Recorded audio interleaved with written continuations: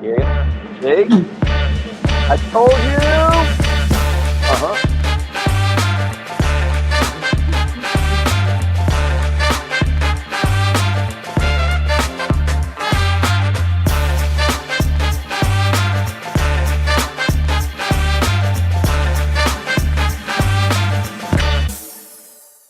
Good morning. Good morning, Good Timothy. morning, Good Maya. morning, everybody who is with us on this beautiful morning watching Japanese Politics One on One, where we talk about the latest events in Japanese politics, of course, but also events that concern the economy, your business in Japan as well, and policies as well here, because it is important that you keep informed about the business environment or Japan as such.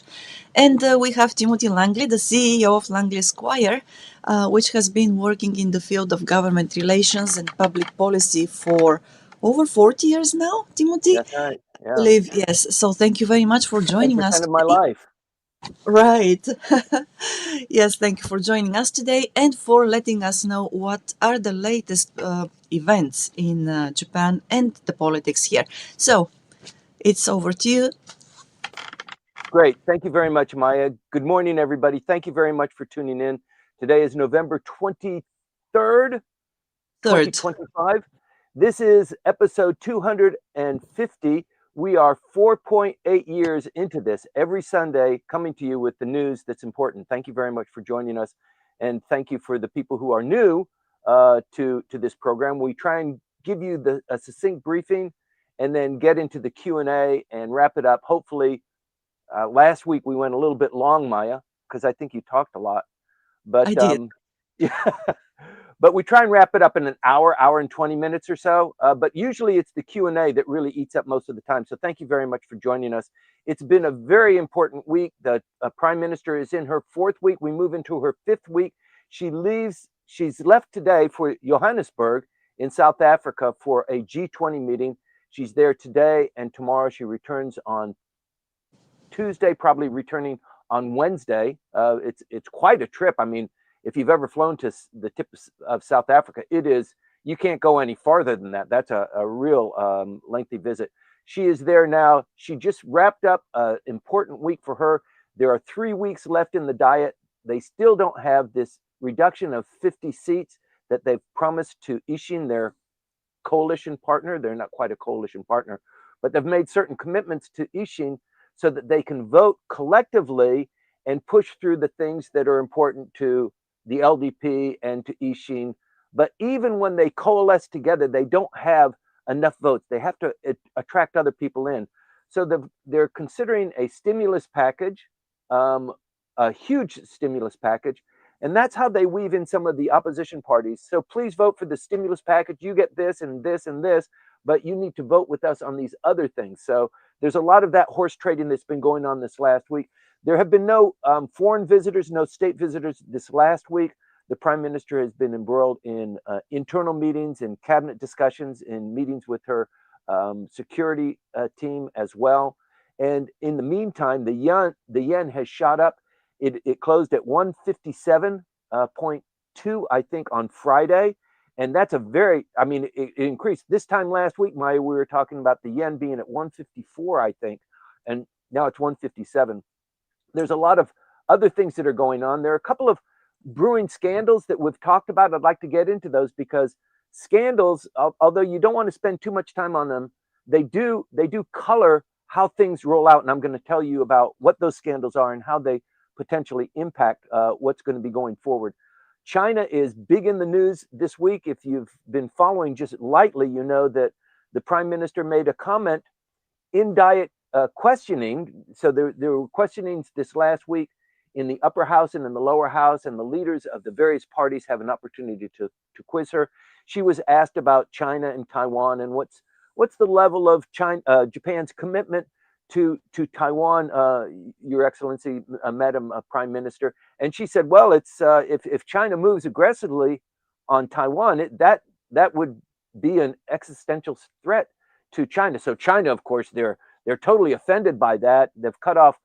They haven't completely cut off, but they've told the population, don't travel to Japan. It's a dangerous place. You don't want to go there. They don't like Chinese people. And by the way, their fish and there's foodstuffs are not, well, let's ban those for a while. And I don't know about their beef. So there's a real economic impact. And China is trying to ruffle feathers and get their own way and have the prime minister retract her statement. It is unlikely that she will. So there's a little bit of turmoil going on there. With Ishin and the LDP, there's a little bit of fracture going on there. So in order to cover the fracture, the LDP needs to overcome it with other things that entice them to come through. The 50-seat reduction is mathematically right now an impossibility. There's no way that we can achieve that, or they can achieve that within the time that's remaining. So maybe we kick the ball down the road. It'll be January or February. But then again, it could be a no confidence motion or a closing of the House and open for election. Probably not this year if that comes up. They're going to be watching this show and calibrating their moves, and maybe next year in the first part of the diet session they might do that. The scandals I want to get into, there are 4 important ones with 4 critical individuals in Parliament, and you need to know what that is. And then let me see, the stimulus package, the foreign, the geopolitical movement going on here in the Northern Islands, in the Senkakus, and in the Philippine Sea is, we reported on it last week. It was a little bit more alarming last week. This week it is more of status quo, but I'd like to get into that and bring you all up to date. And that's what I'm going to talk about today. If you've got questions as this briefing goes on, or if you have them right now, go ahead and feed them to Maya. We'll deal with them in the Q&A period. Maya, back to you. Yes, thank you, Timothy. And again, thank you for joining Japanese Politics One-on-One this morning. It's very good to have you with us. And I also wanted to say thank you to everybody who joined the beer garden yesterday, the American craft beer event, or the networking event, which we just announced on Monday last week. And yeah, it was wonderful to meet everybody who joined us and meet some of the people actually for the first time. And of course, there are going to be other events as well, or just as casual as the one yesterday, and we'll be announcing them. So whenever your schedule allows, please do feel free, and you're welcome to join us. Yes, Timothy, I can see that. Yes, you're eager to speak. As you can see, I'm not reporting from the deck or inside the cabin of the good ship Grimm's. And that's because we discovered maybe this time last week that there's an American craft beer festival at Hibiya Park this weekend. And, you know, I love Japan does some things exceedingly well. They do beer gardens and they do beer festivals really well. And this is in the beautiful Hibiya Park. And we looked at the weather. The weather was supposed to be really nice. So we just announced that we would be going there, and it was nice. We had thousands of people show up, fans and colleagues and tormentors. We all had a beer together. It was really pleasant. The sun was out, and it was a very nice time. There are probably 60 American craft brewers who have collected their things and come to Japan to show off their wares. The festival is started yesterday. The ambassador to Japan, George Glass, showed up. He came, opened the ceremony, and it goes today, yesterday, today, and tomorrow. So tomorrow's a national holiday. As I think most people know, it is, what is it? Keiro Kansha no Hi. It's like a Labor Day. It's a national day off, so we got 3 days. So because of the beer festival, we kind of stayed in Tokyo. But after this briefing, I'll go to the good ship Grimm's and work there and sleep the night and sail as much as I can and come back Monday night, and get back to the grindstone on Tuesday. In the meantime, the Prime Minister is in Johannesburg. She left, as I mentioned earlier, she left this morning. I think she left yesterday because the summit is today and tomorrow, and so it's a long flight, almost a 14-hour flight, I think. I think longer than that, actually. Yes, Yeah. it really is something. I don't think there's a direct flight. You have to fly to Brazil, and then from Brazil, another long leg across the Atlantic to Johannesburg. So it's a big deal. She's been really busy, and her polling, Maya, is really increasing. Her popularity has increased in spite of the fact that China is really upset with her. I mean, she's really insulted them, and I think it's just a tempest in a teapot. I think the diplomatic stance for Japan is just back off a little bit, let them have their tantrum. Maybe the number of tourists they've actually cut the flights. So there were like 6 or 7 flights a week. They've cut that down to 4. There are maybe 3 or 4 airports in China that feed into Okinawa or into Osaka or Tokyo. And the tourists come. There's, it's probably 35% of the overall package of tourists that come to Japan. And Japan is a real buy. Tokyo, the rest of Japan, it's not quite Disneyland, but it is kind of a Disneyland for adults. The culture is different. It's just got a very good vibe. Internationally, it's one of the hot spots for as a tourist destination. The yen being at the price that it is now, 157. This is wow. It hasn't been at 157 since earlier this year, almost 10 months ago, and the Japanese government intervened at that point. But 157, especially given the leap, almost a 3 yen leap in the span of a couple of days, is really somewhat alarming. The reason for that is because of this. Number one, the spat with China. That's maybe 7 days old right now, and it's beginning to build up steam. And then the Chinese said, "Now we're not going to." First of all, they said we're going to cut off the tourists, and then they said the foodstuffs too, the Japanese seafood. And contracts have already been let. This is the production season, for example, for scallops in Hokkaido and in northern Japan. They've already got product packaged and ready for shipment, and now that has stopped. So it's really put the brakes on. It's a strong arm tactic. And then they just announced more recently about beef.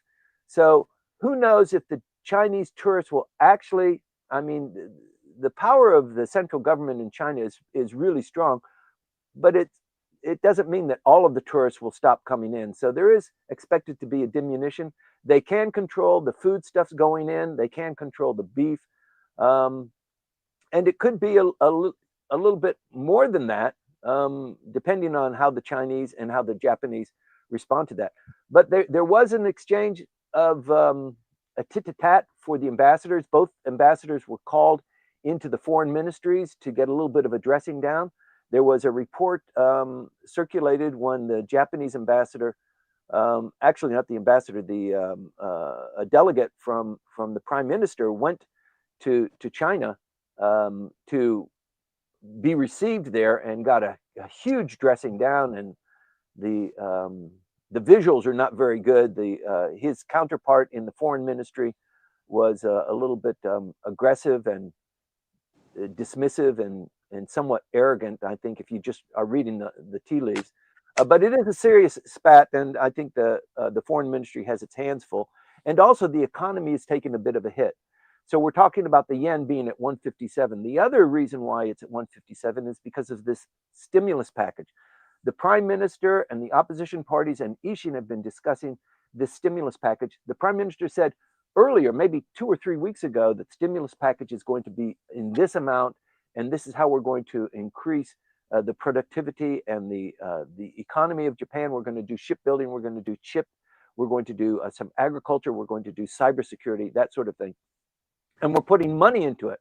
So that amount of money in those kinds of pockets don't filter out. It's not like public works projects, which somewhat quickly enter into the stream of commerce, and people get more money as a result of that. But it is a stimulus package to kickstart the economy, but also to reduce the price of gasoline and fuel. With the yen at 157 right now, and there's a little bit that Japan can do, but to bring that down, to make the yen of a little bit higher value. But it can't do it unilaterally. It needs to work with the United States to do that. The Prime Minister had a meeting with she had a couple of trilateral meetings just this last week. She met with the finance minister Katayama, the Bank of Japan chairman, Mr. Ueda, and then Mr. Kiuchi, who is with the yen and stimulus. This is what they were talking about for how we're going to deal with the yen and the pockets that deserve the money that that's in the stimulus package, and how we're going to be able to help the Japanese people. I mean, the inflation rate has really impacted everybody. We're coming to the end of the year, Oshogatsu, and the end of the diet is less than 3 weeks. Is there going to be a snap election, a closing? Is this Is this coalition with Ishin, does it have enough stickiness to survive and allow the diet, number one, to pass the stimulus? So passing the stimulus is probably easier because everybody's going to get a little bit of distribution from that. So that's not too difficult, but it's difficult because, as the finance minister said, where is this going to come from? Where is this money coming from? This is a huge budget. This is a huge stimulus budget, supplemental budget to be passed in this extraordinary diet session. Where does that money come from? And the markets are reading that, and that's why the yen is inching up at quite a pace. So we hope that this week we'll be able to tap that down a little bit. But really, there's a lot left in it. The other thing that the prime minister was quizzed about, you might remember this, or I've heard this, that she just off the cuff said, "Well, I only need 2 or 3 hours of sleep every night." And it's not that this job is pushing her to the brink of nervous breakdown. She just normally doesn't sleep that much. I mean, there are reports of President Trump sleeping very, very few hours each night as well. And he's tweeting in the middle of the night and doing all sorts of things. You've got to imagine what it must be like working for an individual like that. But I think she's getting a lot of criticism too, that she's pushing herself and she's pushing her staff. She had a meeting at 2:00 in the morning sometime last week, I think on a Wednesday, in anticipation of her presentation in the diet committee. And the criticism was, if you're not sleeping but 2 or 3 hours and you're okay with that, when you wake up and you're preparing, you have to have the staff. Everybody needs to be on call to take care of you, and you're not working in solo. You're working as part of an organization, and so everybody else is working those hours too. So she's getting a little bit of a heat for that, but in spite of that, her popularity seems to be going higher and higher. People admire her. They admire her gumption. She's taking questions in the budget committee and in some of these, in fact, on the diet floor. And she's not speaking from prepared notes. She's not like reading with her head down and just reading the script that has been given to her. She's answering, forthrightly and extemporaneously. People respect that. People admire that ability and that revealing commitment that she has on the words that she chooses. So I think her popularity will stay strong. People admire her also for the backbone that she's showing in light of the stance that China is making. It is an undisputed fact that should China move on Taiwan in an aggressive way, that it'll impact Japan in a very important way. And to characterize that as an existential threat is not inaccurate, but they want her to withdraw and retract that. And you would kind of think, I don't want to get too much into the politics of it, but you would kind of think if they are that upset about a comment that just describes a potential reality, then and they're so vociferous about it, then it must mean that they really are planning on it and they don't want anybody to view it as an existential threat. It is something that we are capable of doing. Taiwan belongs to us. It is a rebel region. We're going to move on it one way or the other, and you guys just have to take it. So it creates problems obviously for Japan, for South Korea, for the rest of the world, because of the trade flows that go through the Straits of Singapore and the whole Pacific region. It impacts the Philippines, and this encroachment of China and pushing the borders out, of holding, creating land to further extend the exclusive economic trade zones of China. Other people do that. We've seen in the Thomas Shoals for the Philippines that there is a body of coral reefs that is underwater at high tide and above water at low tide. They've crashed a ship on there, and just this last week they were able to replenish that ship. So that ship is staffed with military personnel, and it is kind of an occupied land that extends the Philippines exclusive economic zone too. But I think people could dispute that. It's not land, it's kind of pretend land. And so the Chinese are opposed to that. The supply ships that come in to supply the Filipinos on this boat are frequently harassed by the Chinese Coast Guard and the water cannons and that sort of thing. Nothing explosive this week. Nothing explosive in the Spratlys or the Senkakus. Just the kind of recurring thing, the kind of establishment of status quo. The Chinese are going to come all the time. They're always going to violate the exclusive zone that Japan says, because China says it doesn't belong to you. I mean, you say it belongs to you, but we think it belongs to us. So, go cry in your soup. We're going to do what we want to do. But in any event, the Senkakus are a flashpoint, and I think this new normalcy of the Chinese being able to bring flotillas in and just it's not aggressive. It's not like they're landing soldiers there or they're preparing for an amphibious landing, but it is just a ratcheting up of tensions. And every time that happens, either in the air or on the sea, the Japanese have to react to that. They need to respond by having jet fighters from maybe Okinawa or someplace else to respond to that, or the Coast Guard cutters as well to mirror that. And then up in the northern territories, there are 4 islands. We've talked about this before, where the Russians have ratcheted up again the exclusion zones that the Japanese have enjoyed a bit of reciprocity there. That's been removed, and the fishermen can't fish there anymore. And the ships and the tankers that travel through there, only the Japanese, by the way, have been excluded because they're going through military exercises. So please refrain from visiting. And this really ratchets it. It makes it more costly, but it also kind of sets a claim. These islands that are under dispute. I mean, the reason why there has been no peace treaty signed between the Soviet Union, Russia, and Japan is because of the invasion of these 4 islands at the end of the war. So the Japanese are still saying, we're not going to have a peace treaty until you return those islands. Get off the islands. And the Russians are saying, stay away. We're having military exercises. So it is a flashpoint. So you've got the Senkakus, you've got the Philippines.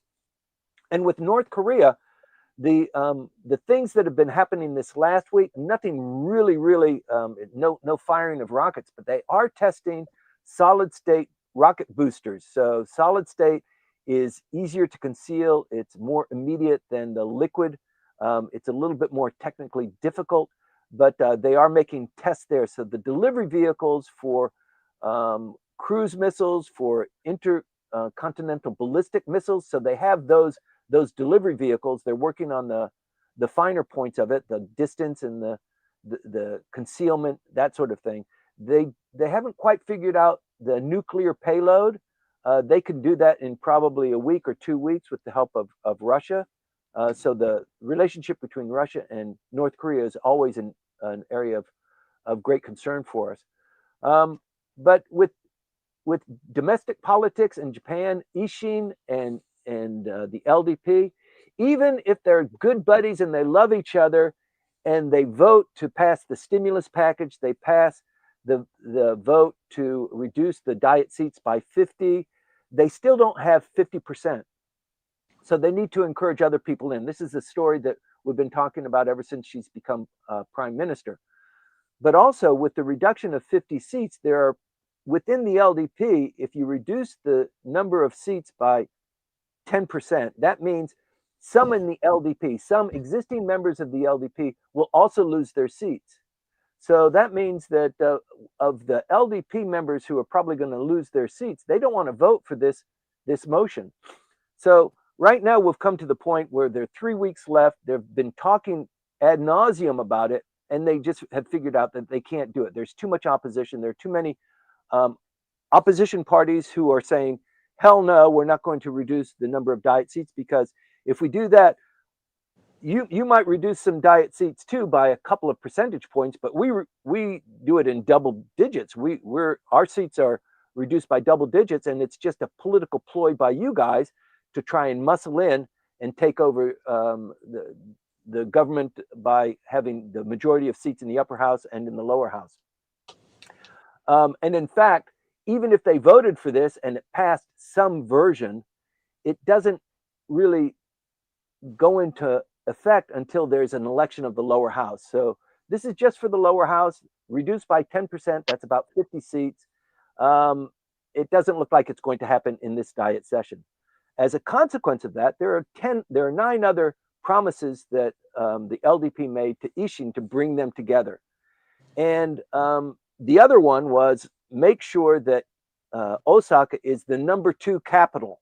If anything should happen in Tokyo, let's make sure, let's all agree that everything moves to Osaka, or Osaka gets the seat of government while Tokyo is rebuilding, or something along those lines. So that imperative, if they're not going to get the 50 seats, then making Osaka as the second capital rises in prominence. And so you'll see a lot more emphasis on that now, because I think they have to pull back from the 10% commitment.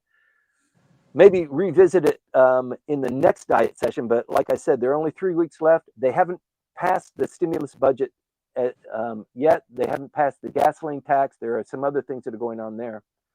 And the reason why scandals come into play here is because the opposition party who don't like the LDP can use scandals to diminish the effect of the prime minister in pushing through issues. And so there are 4 kind of bubbling scandals. The most, we've talked a little bit about it, but over time, some of them have diminished. Some of them have developed a little bit of momentum. Foreign Minister Hayashi is embroiled in a political funds irregularities, and over the last 10 days, they've done a lot more digging there, and it looks like this is going to be a bit of an issue for him. This is at a time when China is attacking, in quotes, Japan for making these outrageous statements about an existential threat to Japan, and Japan is going to be prepared for that and put their forces in concert with other like-minded countries to defend Taiwan. So this is something that's on the plate of Mr. Hayashi. So there are people, even within the LDP, who are favorable to China. They're not China hawks, they're China doves. And Mr. Hayashi actually is one of the, he's known to be a dove, not a hawk. Takaichi sensei is viewed as more of a China hawk, as you can kind of tell from the, not just from the briefing, but from just the ebb and flow of what's going on these last 2 weeks. So Mr. Hayashi has a bit of an issue, and you can attack the prime minister by attacking her soldiers. And so this issue is a little bit tender right now. Also, Mr. Kiuchi, he is the economic revitalization minister, and this is in his bailiwick is the stimulus package. And the scandal that is involving him is also somewhat similar to Mr. Hayashi's issue, in that the political funds are being diverted, paid one way and circulated and coming back, and maybe hitting the coffers, the bank account of the minister or the diet man, so that they have a war chest in the event of an election, or maybe to build their own coalition of like-minded diet members, so that eventually they have a candidacy, or they have a group that could resemble what was once known as a faction. So there's a lot going on there. And just with the factions in mind, the only faction that remains is Mr. Aso, Taro Aso's faction. And it is the last remaining faction. It is very powerful. He is very powerful, but he's already said in the next election he's not going to run. So that means that in that vacuum of a non-Taro Aso figure dominating Japanese politics with this faction, we're not even sure who his replacement would be. He hasn't made any firm statement about that. But we do know if there's a snap election or the timing for the next election, Mr. Aso is not going to be running. So that's going to be a dynamic change in Japanese politics. In any event, the funding for political operations, Mr. Takaichi and Mr. Hayashi are suffering from that. The third one is very delicate. It's with Mr. Fujita, who is the co-leader of Ishin, and he's had a company, a printing company that's run by his secretary. So every diet man has several diet secretaries that are paid by the state, and they report to the diet man. They are personally involved with the diet man. They get the payment from the state, but they don't respond to the state. They respond to the diet man. And it turns out that this diet secretary has been running this printing operation for about 10 years, generating about 21 million yen worth of revenue. And the scandal here is that Mr. Fujita has been circulating this money, running a printing company, the head of which is his diet secretary. So the diet secretary is getting paid, presumably, by this printing company that he runs, and it's generating funds from Ishin and the members of Ishin, and that money is going back, circulated into maybe into Ishin's coffers, or maybe just into Mr. Fujita's coffers, but it does somehow respond to the question of how did he become the co-leader. It was Mr. Baba, and now with this coalition, very delicate between Ishin and the LDP, and the LDP trying to be a clean government and trying to distance itself from everything that happened over the last 3 years and be clean about it. And now you've got Ishin and their co-leader is embroiled in a scandal. I don't know, that doesn't look very good for you, and you have a couple of demands on us. So, you know, I mean, it benefits people who want Ishin to be diminished, and maybe this alliance not to be successful. So it is a real wrench in the works for the prime minister. It's becoming a little bit clearer. I think another week or two, and it will either become a full-blown scandal, and his resignation will be asked for. Same with Mr. Hayashi, which would be a disaster, particularly at this point in time, and also with Mr. Takaichi. We're going to pass the stimulus package. It is on your watch. It is your responsibility. You're embroiled in a scandal. You have to resign because the opposition is threatening a no confidence motion. So you've got that going on. And then finally, you've got the fellow, Mr. Tachibana, who was, against the NHK. He formed a party. Let's crush the NHK. We don't like NHK. We don't like them coming to our house and knocking on the door and insisting that we pay them. And he formed a whole party off of that. But he was arrested just this last week for defamation and harassment leading to a suicide. So he's not a major figure. It's not like the other three that I've talked about, very prominent people. But it is a kind of a flavor of, the prime minister insisting that you play by the rules, especially in election and campaigning. Don't diminish your opposition, and don't step over the lines on what is viewed as ethical or as just in your campaigning. And that was the signature move of Mr. Tachibana. Very outrageous, very in your face, and we saw kind of copycats of that the last time there was a major election for governor in Tokyo. You might recall, where people were standing on the bus stands and interrupting the other people who were opposition candidates for governor. There was a lot of turmoil that was going on there, so you can see a little bit of that ratcheting up. I've been going on a little bit long. I need to touch on the yen. The yen is at 157. It closed on Friday. Outrageous how that number moved up so quickly. it really is, the fiscal worries about the stimulus package, and the finance minister has mentioned that to the prime minister just this week. Where is this money coming from?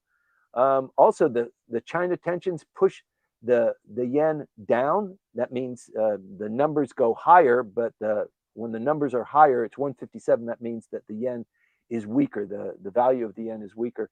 And then Mr. Ueda also said he's a little bit cautious, even though the prime minister is attempting to push him on tweaking the long-term rates for Japanese bonds. And I think the statement that was made last week is it's not going to happen. People were waiting maybe in November, possibly December. And then the view that was expressed just this last week was maybe February or March. So that's a long way away. And so people are very cautious about that. So keep your eye on the yen. It's not likely to go further than 157. I mean, we are at the very edge before the Japanese government decides to jump in and actually do something. But once again, they have to do that in concert with other, G20 colleagues, particularly with the United States. And so the relationship between the United States and Japan is very critical in achieving this in a way that kind of doesn't ruffle feathers and keeps the trade flows going. So there's a lot going on with that. The stimulus package, as I said, 21.3 trillion yen, of which 17.7 is for the supplemental budget. This is the largest non-COVID stimulus in decades. And the pillars are for the cost of living relief, for strategic investment in AI, semiconductors, and shipbuilding, and also for defense. So you might remember that the prime minister, when she met with Trump, she said, we have a 5-year plan to devote 2% of Japan's GDP to defense. I'm going to cut that by 1 year. We're going to achieve that overall goal this next year. So, once again, she's advancing the goalposts.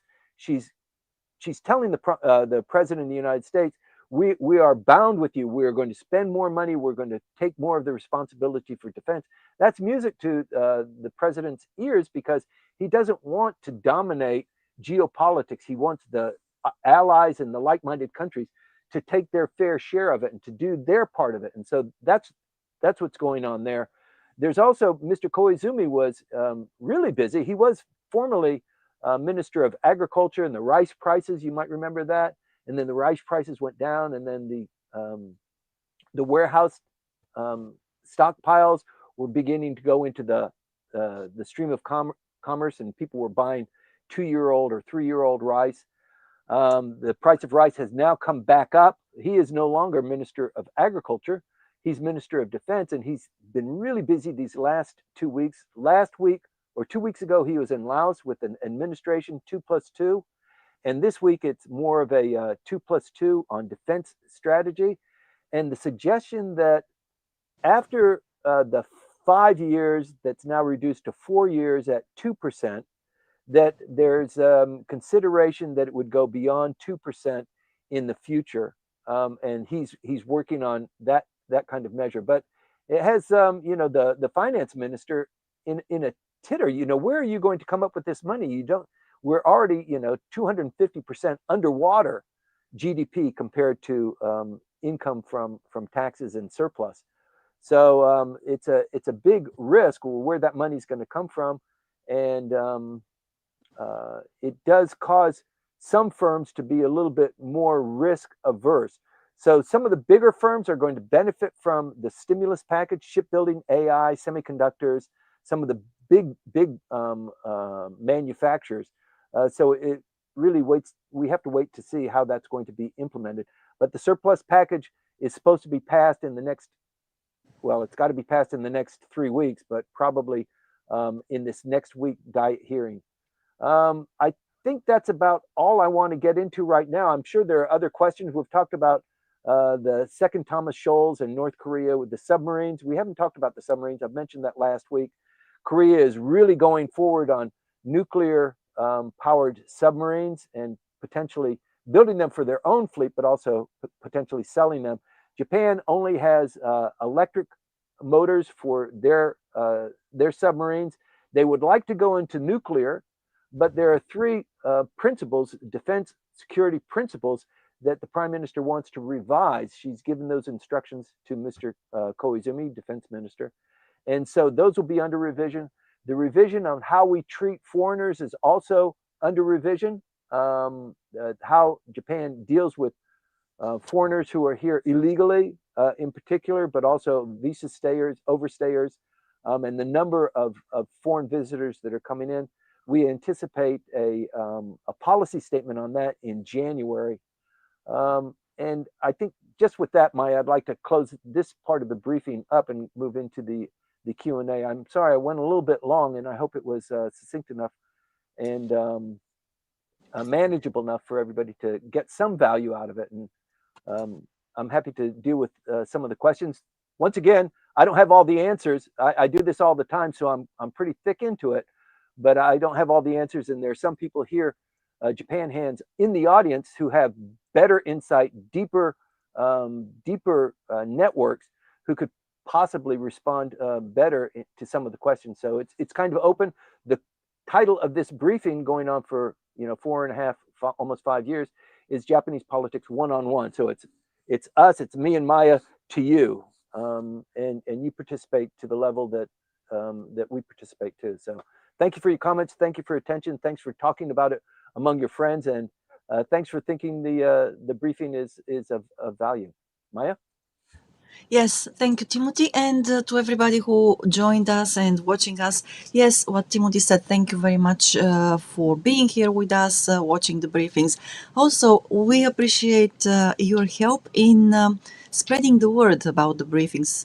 If you feel that they are informative and helpful to build a picture of what is going on in Japan and understand the processes that happen here better, please share them with your colleagues, with your friends, also with your acquaintances and even family members if you think that these briefings will be helpful for them.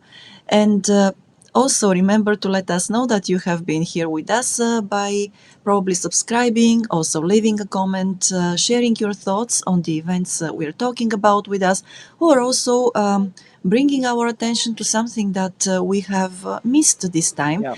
Timothy said, we also rely on your being informed, well, apart from these briefings, because it's just us, the two of us, and well, nobody is wiser than all of us together, right? So, yes, thank you very much for this. And now moving on to the Q&A session. Starting with the questions, of course, Timothy, I think that you actually responded to one or two of the questions that Byron Johnston once again posted very early this morning before everybody else. I would just read one of them, which I don't think that we heard a detailed, let's say, information about. So let me see. You talked about the budget and how it will be distributed, right, to the defense industry, companies that work in different fields here, in different industries. And then Byron's question here says, one of his questions, how might it be possible to have a better oversight and governance by the Takaichi administration that prevents wastage of funds that only adds to the overall debt burden of the country? Because, yes, the first question is that it often happens that there isn't enough oversight, and many of these funds, they go to waste. Okay, so I think what Brill Cream is talking about is, the United States under President Trump and Elon Musk initiated DOGE, the Department of Economic Governance? Governance? Yes, government governance. So a little bit more oversight and clipping those places that they're too fat, they've been too comfortable, they're not doing their job, that sort of thing. And apparently it made a big difference in the United States, and it made an impact to political administrations throughout the world. So I think, we've said this hundreds of times before. If the United States sneezes, Japan catches a cold. So Japan watches very carefully what the United States is doing, and those things that resonate or that work, they mimic. Mimic is not a great word, but they attempt to integrate, and that's the same thing that's going on here. So the Prime Minister did have a meeting this last week about forming and she did form an office of economic revitalization under Mr. Takaichi, which is once again why the appearance of this scandal is so important, because I mean, if it takes wings and it really becomes hot, she's got a lot of credibility resting on, let's doge some of these wasteful habits that Japan has, and they're spending money, and there's big business that always gets some of the money, but they don't distribute it. The value doesn't distribute to their shareholders. It's all collected and saved by the big companies, and that doesn't help the economy. So I think that's part of the push. The other thing is something a little bit more long term. And you might remember that under Mr. Konotaro, the digitization of all information and the integration of digital information among the various ministries, that's been going on now for what, 8 years, 10 years? And they formed the digital agency, of which he was, I think, the second or the third head of that ministry, to make sure all of the information was of the same technical component, so that you're not dealing with different technologies on exchanging encryption information, that sort of thing. And what that means is that through the digital agency, the Prime Minister's office, this big edifice that's in Nagatacho, 4 floors underground, 5 floors above ground, 500 staff members, so that the Prime Minister, through the office of the Prime Ministership, can review and look at and see how everything is being done. It's not, or previously it wasn't possible, because the information was so scattered and protected by each of the individual ministries. So that's something that has not quite come to full fruition, but I think that's one of the issues. Once all that information is coded and incorporated, then when you make an invoice for building a bridge and who is getting paid, then it's much easier to manage that. So I think the Japanese they know about it. The LDP is not in power because of clean government. They're in power because they know how to spread this kind of pork value throughout various committees and communities. And so they've become more powerful as a consequence of that. But I think Japanese politics is moving, in another direction, more accountability, being more careful about how you spend the money, how the money is being spent. And Japan is just in a deep hole. I mean, the debt to revenue ratio, it continues to get worse. And as committed as the Prime Minister is, she wants to have a stimulus package, but where's the money going to come from? You're once again in. And she said, Maya, you're going to laugh at this. She said, well, we're creating more debt as a consequence of this stimulus package. It's the largest stimulus package in decades, but we're not going into debt as much as we went into debt in 2024. So I guess it's okay, right? Fiscally responsible, yes. Fiscally responsible, yes, which is one of her call signs, right? Yeah, indeed. Yes. Well, we'll see, but I mean, if we know the history of, let's say, the latest history of Japanese budgets and supplementary budgets, I don't know how, that statement of hers will age. We'll see. Hopefully it will age well, but we'll see. We'll see there. We're only 5 weeks into her administration. It's amazing. I think she's really done an admirable job. She didn't need this kick in the pants with China. It is going to cause a little bit of turmoil. She didn't need these potential scandals arising up. She's 5 weeks into it. She's made commitments. She doesn't have a real weld on power in the lower house. The upper house, of course, they just don't have even close to 50% there. So it's difficult, and it's possible, Maya, that even in spite of her good intentions and how well her team is and it works, that the yen and the China and everything else, it just pulls her down. And it turns out that she doesn't have a very successful administration only because of external dynamics, not because of her. But like you said, we won't know for another couple of months. No, we won't. And I believe that every prime minister who goes to Nagatacho, who is elected as such, they always have good intentions. They're not there to, to get the country into more trouble than it That's already right. is in. Yes. But indeed, external circumstances and, internal dynamics, sometimes they come together and they are not really supportive or favorable of prime ministers and cabinets. So we'll see what happens in the next several months. And so, talking about wasted funds, this is a question from Peter Pan.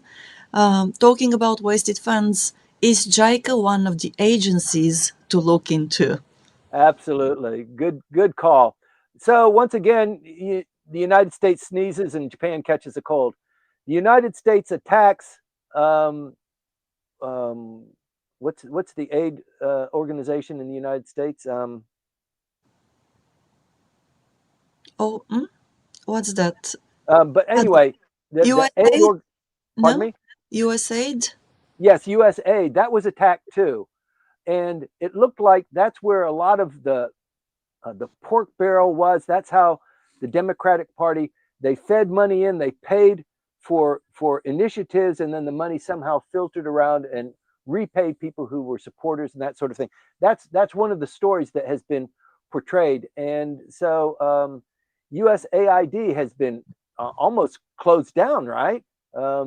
And I think that was the vehicle of rewarding people and kind of keeping people close at hand. JICA is somewhat like AID, it but it's different. So the United States plays diplomacy differently than Japan does. Japan is frequently playing diplomacy through the checkbook. It helps the Pacific nations. It helps the island nations. It helps people that are of that they want to be like-minded. Maybe they are already, but maybe they just want them um, to be a little bit closer and more malleable by receiving Japanese funds. But you've got China doing the same thing with the Belt and Road. They're doing somewhat the same thing, but Japan is known for playing diplomacy with the checkbook, and they're very good at it. So I think JICA, it's the tenor is a little bit different. I don't see that there's an uproar that they're using that to pay off favors that are dealt out by the LDP. But it is a big organization. It's one of the consumers of the budget. But I think it's largely viewed as effective because the diplomats don't have to they don't have to send soldiers like the United States does. They don't set up military alliances. The United States has many other tools, but the Japanese don't. So it's I think JICA is one of the it's like the stepbrother of the foreign ministry, right? Yes, and I think that JETRO is another And organization which JETRO too, yes. is more industry oriented. Okay, yes, thank you for this. And also, Greg and John P., thank you very much for helping with the abbreviation of DOGE, Department of Government Efficiency. This There is you it. go. Thank you. So, thank you very much, both of you, on LinkedIn and YouTube as well. All right, and then moving on to the other questions now. So, we've got a question from Greg here who says, just give me a second. Okay. Yeah, it is about Taro Aso, basically. What will happen when Taro Aso retires from politics? Are we going to see another power vacuum Yeah. in Japanese politics? Because we know that he has been a very powerful and influential figure for several decades now. And once he retires, what do you expect will happen, Timothy? Yeah, I expect, like Greg's question kind of intimates, a bit of turmoil. People will fight for that to fill that vacuum. So you have a lot of people who want to assert that. I mean, Taro Aso, he is a unique individual. There's nobody like him in Japanese politics. So when he goes, it's like the collapse of the Seiwakai. It's the largest political faction it disappears. But what happens to the people, the powerful politicians that have been doing this for 20 or 30 years?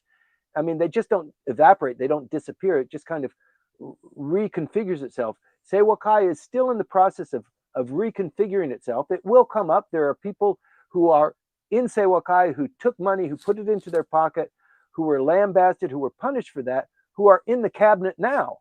So, it's not like it completely goes away.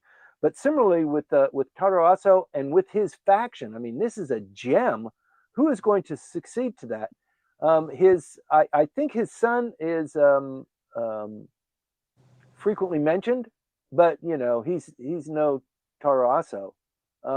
And I think there are other members within his faction who would like to aspire to it, but it's so difficult because even raising your head, Konotaro, younger Konotaro, right? The fellow that I talked about earlier, he was lambasted for saying in some interview, well, I would like to be prime minister, and I would like to toss. And he was lambasted just for making that kind of indication. You're not supposed to, because the prime minister is the prime minister. You're supposed to devote yourself to him and not cast anything that would be interpreted as a dispersion. So you're not going to know until it happens, and then the fight will come out. And I imagine there will be. It's worth a fight. People will strenuously fight for that pole position, and maybe the pole position dissipates to 2 or 3 different positions, and it's distributed among several individuals. I think that's more the likely scenario. Right, until eventually somebody else like Taro Aso appears, is created, let's say, a strong And figure. yes, and whoever that's going to be, it's already somebody that's in our. We already know who that person is. That person already exists now, and it could Right. be somebody. There are some really sterling members of parliament now, also that are in the cabinet. The chief cabinet secretary, for example, Mr. Hayashi, the foreign minister, Konotaro. Mm-hmm. There are a lot who really have a good possibility, who are young enough to establish that. So I'm very hopeful. I'm positively inclined about Japanese politics. I mean, it is my business. It's what I do all the time. But I'm not dour about it. I do have hope and aspirations for Japanese politics. It is improving. The plight of ordinary citizens is not good now, but there's a lot of energy being put into going back to what was the roaring 20s of Japan, the late 70s and the 80s, and when Japan was really on top of the world. And there is a shift going on. It's not quite the Plaza Accord, but there is a shift going on in global monetary policy, and this global fight that we're all experiencing now with Ukraine, with Venezuela, with the oil, with Russia, all of these things, and Japan being pincered at the north, to the east, to the west. I'm sorry, to the west and to the south. It's a very volatile period of time, but I think eventually there'll come a point where it's somewhat resolved, and life will improve. I think that's the game. AI is going to help us in achieving that, but yeah, I'm All right. hopeful. Yes, thank you for that. And yes, Greg, I think that Timothy already touched upon your next question, which is how do the opposition parties view Ishin's demands? So, Timothy, you talked about this earlier. So, how those demands, and particularly the one about 50-seat reduction, is viewed by them that they're not particularly in support of that. And of course, they'll be happy to see those demands, at least the Yeah. majority of them, just abandoned. All right. So if I Yeah. can just touch on that, because it's a good point that Greg brings Okay. up. Yes. Ishin is playing the long game. So the fact that, okay, 50 seats, they don't immediately benefit. They benefit a little bit, but they mostly diminish their opposition. And then over time, they can move into those opposition pockets that have been vacated. So they can do that. The issue with having Osaka as the secondary capital, that's big, but that's a long play, right? Who knows if anything's going to ever happen to Tokyo? But the concept that Japan has recognize Osaka as the second capital. I mean, the people from Osaka have been demanding that, these stuck up guys, and they wear the white shirts and carry the black briefcase in Tokyo. These guys are such stuck up snobs. University of Tokyo. Tokyo is not the center of Japan. Osaka is the center of Japan. You need to acknowledge that. So that fight will continue on forever and ever. And the fact that there's been an acknowledgement that Osaka would be in such an event, then you have to put your money where your mouth is.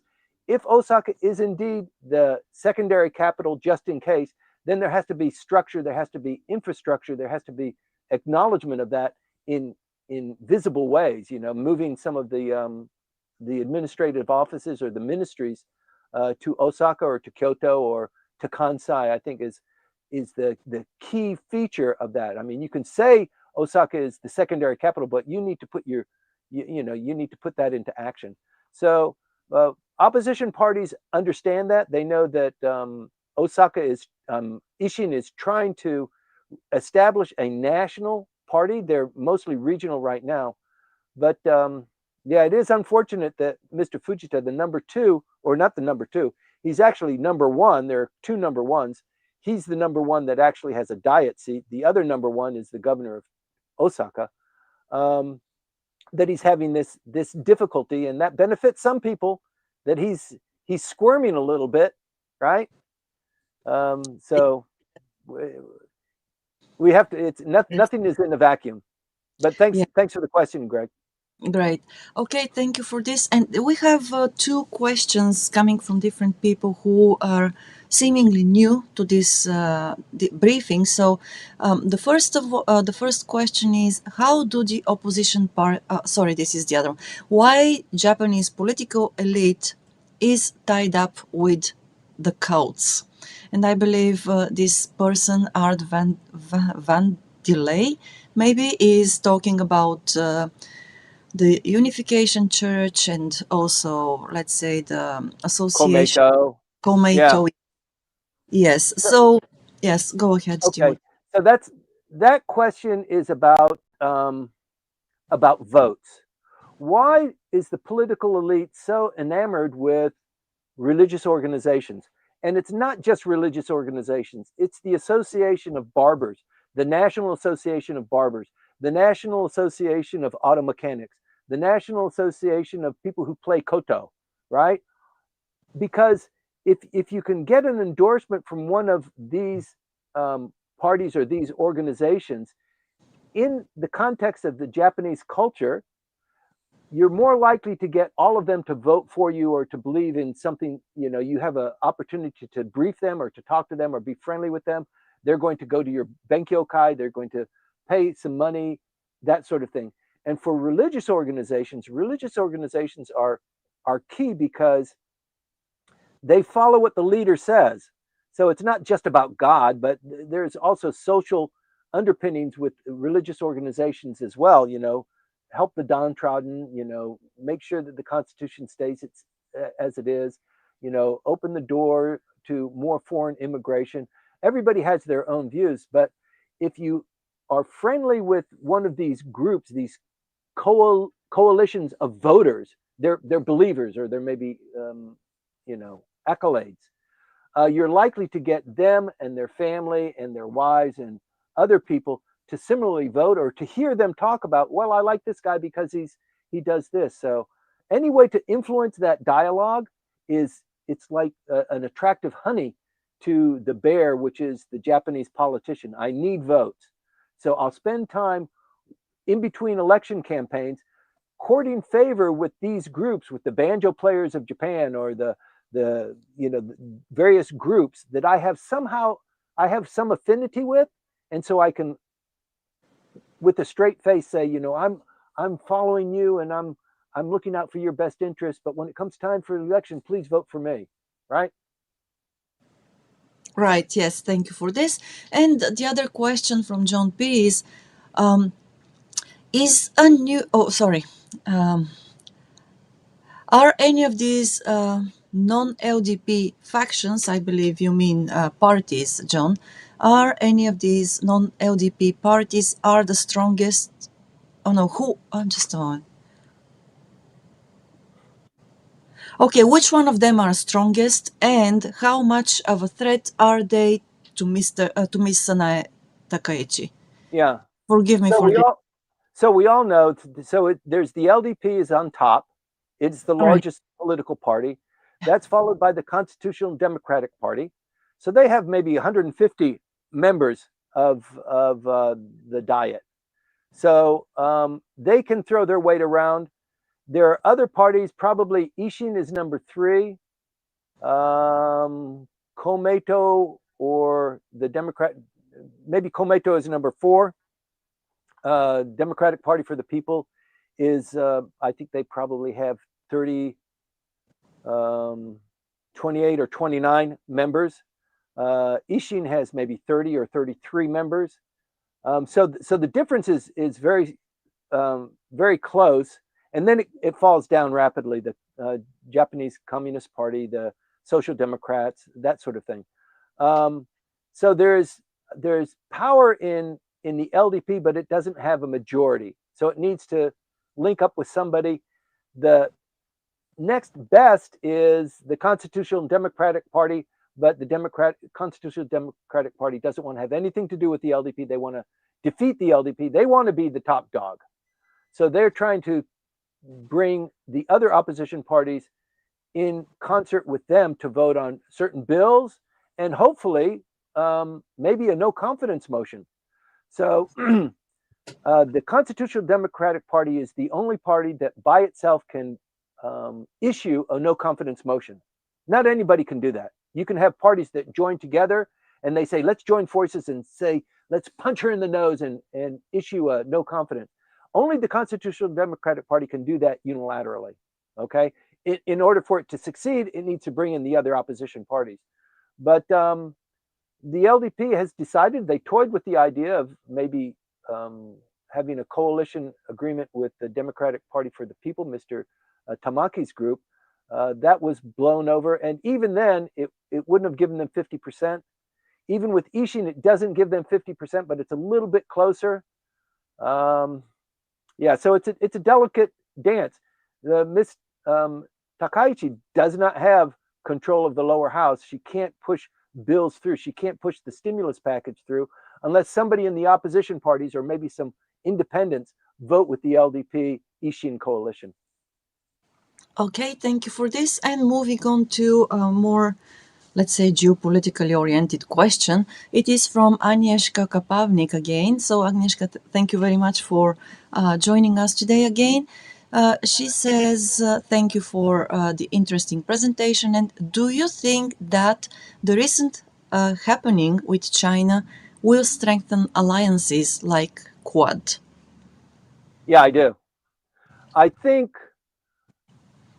most people in the audience, you're all Japan hands, so you're very up to speed on the U.S.-Japan relationship, the U.S.-Japan-Korea relationship, the Japan-China relationship, that sort of thing. And I think people are just, China is just, it's making a big deal out of something just for the sake of, stamping their feet and insisting that, we're the big cheese in this region. They are the big cheese. They don't need to do this. But they want to force the prime minister to retract. She's not going to retract her statement. What she said was not offensive. It was kind of a reality. The problem is, though, that Taiwan, it's not a member of the UN. The United States doesn't have diplomatic relations with Taiwan. Japan doesn't have diplomatic. They have trade offices, right? So Taiwan is in a very delicate situation. It is an independent body. It is claimed by China as being a rebel province. So at the end of the World War II, all of the people who were on the other side of the political fence against the communists, they escaped to Taiwan and they set up a government there. They took a lot of the art and a lot of the wealth with them, and the Chinese want that back, and they want to be reunited. So it's a very delicate issue, but I think, most people would say that the prime minister should stay her ground. She should not retract her statement. And if the Chinese government wants to diminish the number of tourists that come to Japan, and they want to reduce the number of foodstuffs that Japan is exporting, okay, let's go ahead and take it on the chin. It's going to sting, but I don't think we should be kowtowing to China at this level. I mean, there are other maybe more important issues. There are maybe more critical areas that we might, offer deference to, but it's not this one. Right. Okay. Thank you for this. And so forgive me, going back with a follow-up question by John. So John, I'm sorry, but there is a lag between the time you post the question and I see it here and read it out. So I'm sorry for this delay. But now we've got this. Okay. Once again, going back to domestic politics, if those factions or parties, opposition parties, were to unite against Sanae Takaichi, what would be the unifying political issue? I've always gotten the impression that the distinction between the parties or the factions were very obscure and Yes, incomprehensible. incomprehensible. Yeah, yeah. Is this John? It is John, yes. Yeah, I agree with you, John. And if I had an answer to that question, the LDP would hone in on it, and then they would try and highlight that issue so that they could bring more uh, political opponents more closely to their side. And not just the LDP, not just the Republicans, everybody's doing it. If the opposition party has an idea that resonates with voters, the party in power is going to quickly revise some of their issues. They're going to try and absorb that and make that their issue. You guys came up with the idea. We've tweaked it, and it's our championship issue. So you can't take this to the bank and convince everybody to hate us because we've decided, one way, and your brilliant idea decides another way. So even disparate, politically divergent political parties will coalesce under that banner that you have decided, for example, to expel all the foreigners from Japan. And everybody else, all of the opposition says, don't do that, or maybe the constitutional revision. We must revise the Constitution. What the hell are you talking about? We have a great Constitution. It's a peace Constitution. It keeps us out of the gun sights of all of these people in our region. What in the hell are you talking about? Revise the Constitution. That could be an electrifying, unifying issue. So it's difficult to say. More likely, it would be something like the economy. You've done a crappy job in the economy. The inflation is continuing, and you just made this terrible mistake in not kowtowing to the Chinese, and now our economy has gotten worse. So kick them out. Let's put somebody else in. It could be something like that, but more Yeah. likely, for example, a military kinetic action happening, and then the Japanese government response to that, and then that could split the nation, and there could be a divergence of opinions. Right. And just for the sake of clarity, so John, because you mentioned non-LDP factions, I take that as non-LDP parties, Yeah, because when we talk about factions, those are different wings within the LDP, and they're still members of the LDP. So yeah, just I wanted to make it clear, because and within the LDP, there is a different dynamic. and within other political parties, they have factions too. Not Yeah. everybody loves, the leader of each political party. Um, you know, Ishin has two leaders. So by definition, you probably have two different factions, even within Ishin. And the Constitutional Democratic Party, there are some people that really don't like Noda, but they plug their nose and they're trying to defeat the LDP. So for expedience sake, they stay together, but they really don't like each other.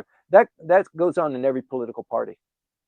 Yes, and now there is a question from Manabe-san. Thank you very much, Manabe-san, for the question and for your support as always. So, what are your thoughts on policies regarding the global south? It will be related to huge economic impact geopolitically and with China. But what are your thoughts on this, Timothy? Yeah, I don't have much to offer on the global south.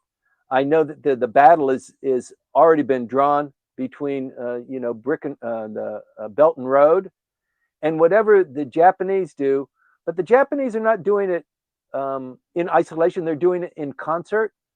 But the global South, I think, the main feature of the global South is trying to kick the U.S. dollar off of being the global currency, and I think they're making headway there. They're making inroads there, and so the battle is, bringing the global South into the fold of the democratic countries that are, like it or not, I think it's basically led by the United States, by the administration of Donald Trump.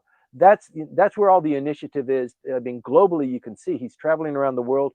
He's welcomed as a king, as a dynamic global figure. He is a historical figure. No matter what happens anymore, he is a historical figure, and it just generates an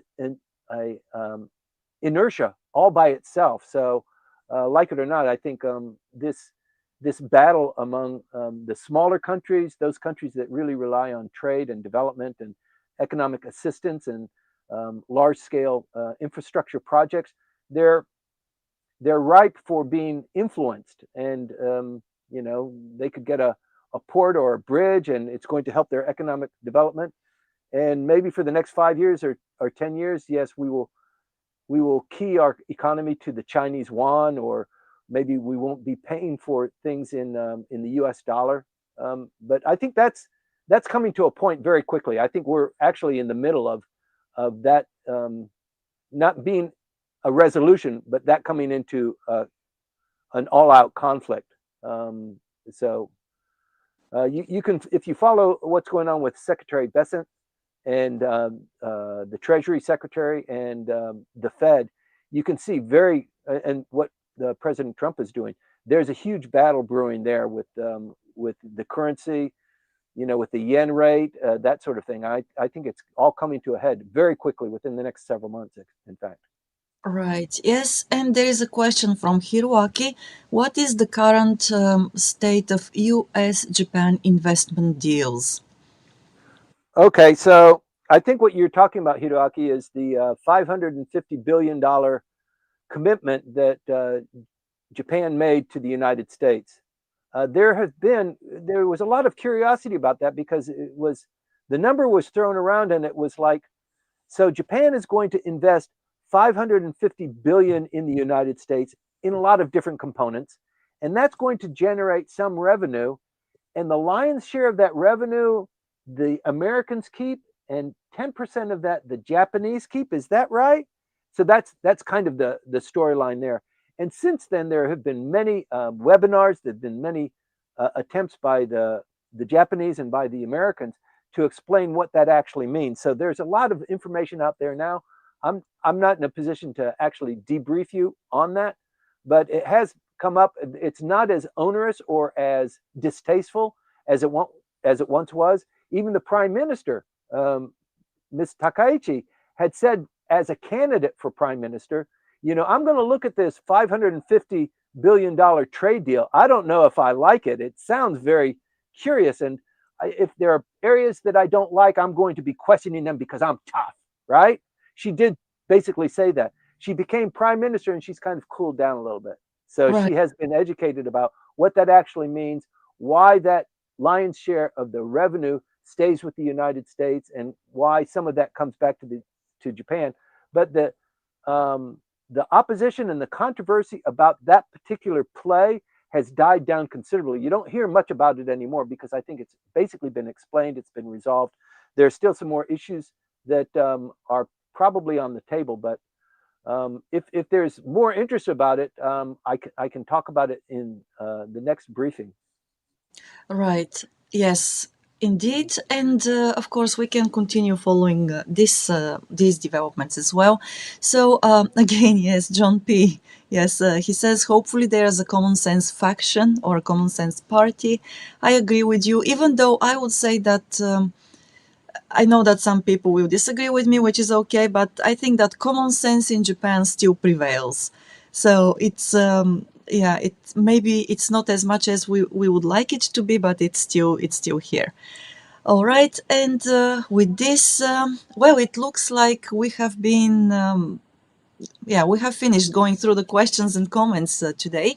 So thank you very much, Timothy, and more importantly, also thanks to everybody who stayed with us in Clubhouse, Facebook, also LinkedIn and YouTube. Again, if yes, you can do this, please help us spread the word. Leave a comment, leave a question. Also share these briefings with your friends, colleagues, family members, acquaintances, with your network, so that we can help them as well learn a little bit more how Japan, well, ticks, and what they can expect in the near future. And there is also well, a synopsis of these briefings that goes out a couple of days after the briefing is over, and it is sent via Langley Squire's newsletter. If you haven't subscribed yet, let us know, and I will add you to the mailing list. Another thing is that the newsletter goes out just once a week, and once in a while we also have a policy update, so we are not going to overwhelm your email box. Please do not worry about that. And yes, thank you very much again, Timothy. Something before you finally get into the car and go to your That's boat. that's right. So I've got 2 days. I can get out to the boat. It's what, 11 o'clock now, 10 o'clock. I can get out there before, yeah, maybe before 1 o'clock. I can, yeah. There's plenty I can do. Lots of Right. damage I can do over Yes. the next day and a half, 2 days. But what this briefing that we have, almost 5 years now, Maya, we have developed this community. We're lucky enough to have this group of people, Japan hands, who are as interested in what's going on with Japanese politics as we are. And there are very few opportunities for us to get together. Just this, you know, briefing on Sunday. But a lot of people did show up for the beer festival yesterday, and I wish that we had an opportunity on an ongoing basis that didn't put a lot of logistic or administrative burden on us, for us to have an opportunity to get together. I don't want to host a breakfast briefing. If you have a breakfast briefing in mind, Dan Harada has a great breakfast briefing once a month. That's not kind of what I would like to do, but I would like to have an opportunity where on a friendly social basis we can get together, because we have a community. This is an important community, and I would like to foster it and more develop it so that people have an opportunity to meet one another and to talk about these issues. We just, after COVID, we've never really gotten back in step with how it was before COVID. So I would like to create something like that. And if you have ideas or initiatives that you think might be a good idea, please share them with us. But we did have a good showing yesterday. I would have liked to have seen a couple more people there, like Manabe-san, like some of these people, like Greg. Greg's a famous beer drinker. You know, a lot of people that we know personally, but also people that we just met digitally over the Q&A periods and some of the comments that you share with us privately. Anyway. Yes. Anyway, and currently one of the ideas we have about those very casual get-togethers is a movie night, starting most probably in January. So we will let you know more about this. Yeah. And again, yes. So have a wonderful Sunday. Enjoy tomorrow, because in Japan it is a public holiday, and have a successful week. Next week we'll be here once again on Sunday at 8:20 Japan time in the morning. Please join us, and let's continue. Thanks, Maya. Thank you, Timothy, and thank you, Thanks, everyone. everybody. See you next time.